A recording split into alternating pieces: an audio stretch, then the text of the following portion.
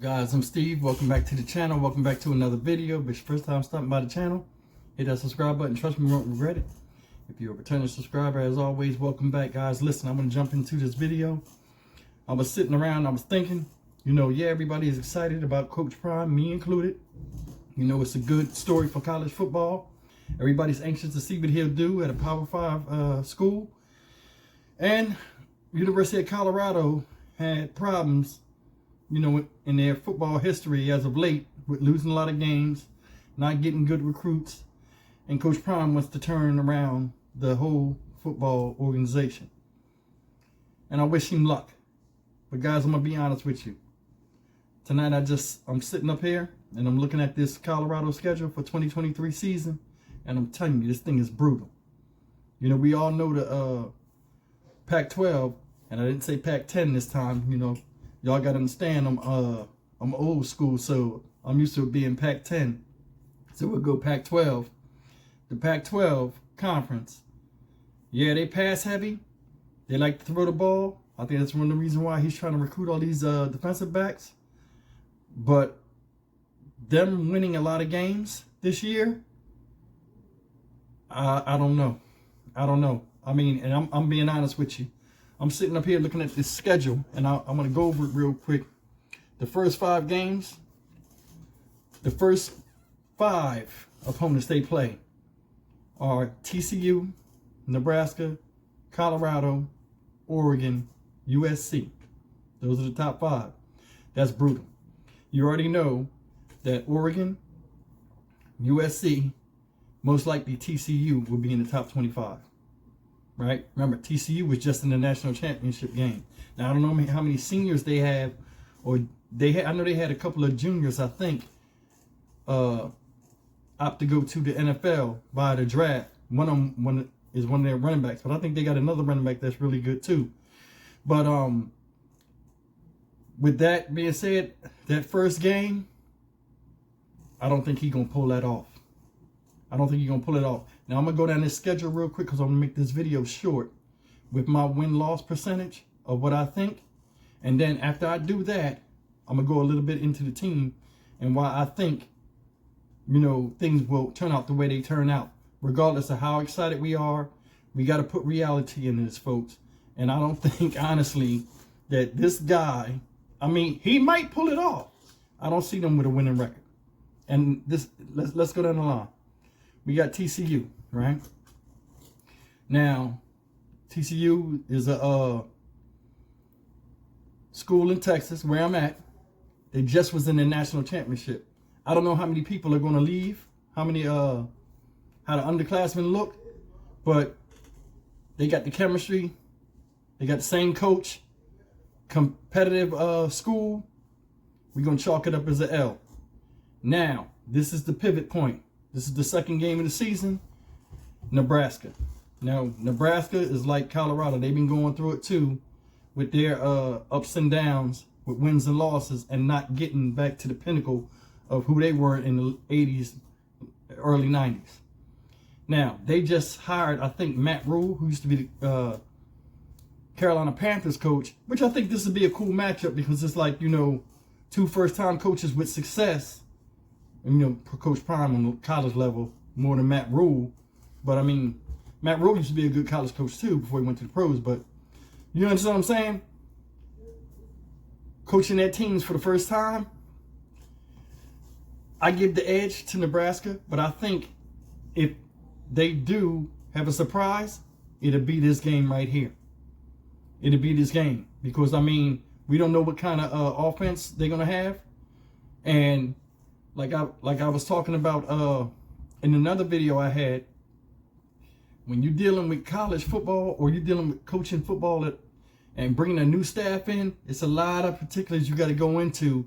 You got to go through the gelling process, and I think they're both going through it. So it might be a toss-up.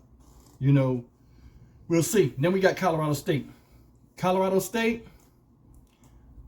I don't even think it'll be close. Now, I'm not saying Colorado State is a powerhouse, but it's the rival of Colorado.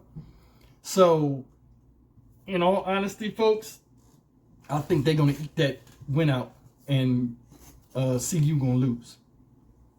Oregon, and USC. The talent level that they have, they're already established as the big dogs in the conference. They might as well be going up against Alabama and Mississippi State. Mississippi, University of Mississippi. Same notoriety. These are big name schools, and they got a lot of talent. I don't think even with the transfers and all that, they can match up well with them.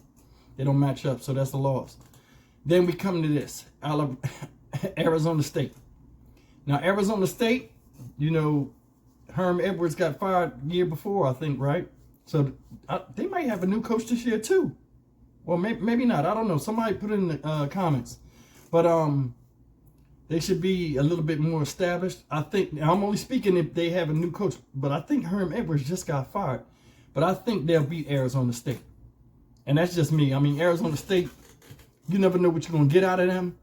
But I think this year, this will be, this right here, their first all-out win that I think they'll beat Arizona State. And that's just me. Then we go to Stanford on family weekend. Stanford, they got Tanner McKee, the quarterback. I think he applied for the NFL draft, right? So, and they've been not winning, not successful as of late. They might beat Stanford too. And you know, they go to Stanford for the game. So Arizona State and Stanford, they might get 2 back-to-backs. So that puts them at 2 wins with a possible 3 with Nebraska, but who knows? Now we come to UCLA. I don't think they beat Chip Kelly. That offense he run, it's at UCLA. A lot of, like I said, it's a complete roster flip. The chemistry and all of that. First year, all these kids playing together. And that's one of the reasons why, one of the determining factors with this whole situation, with their wins and losses, they have to gel. UCLA, that's an L. They're going to lose against UCLA. Now, it brings us to senior day, November 11th. Arizona. This is where I think they get a definite win. Now, this is me. I don't know Arizona like that, but I know the history of Arizona. As of late, they haven't been doing too well. I think they beat Arizona. Now, Washington State, you know, because I was going to pick Washington State, but I'm like, nah, Washington State put points up and all that stuff. They're pass heavy. It might be a surprise sleeper win for them because they're trying to get all these defensive backs. Washington State is pass heavy. You know, they pass the ball a lot. It might be a win. But then we get down here to the last game of the season, and that's Utah. We're not even going to talk about it. That's Utah going to beat them. They're going to be in the top 25. They got a good team. It's just my opinion. I don't think they're going to pull that off. Now, I give the over and under for the Colorado Buffaloes 4.5. You guys leave me a comment and tell me what you think about what I just said. 4.5 wins. That's a successful season. Now, am I saying there's pressure on Coach Prime? Nah, I don't think it's no pressure on him. His first year, I don't think it's no pressure on him. The reason why I say that, like I said, they got a new coaching staff.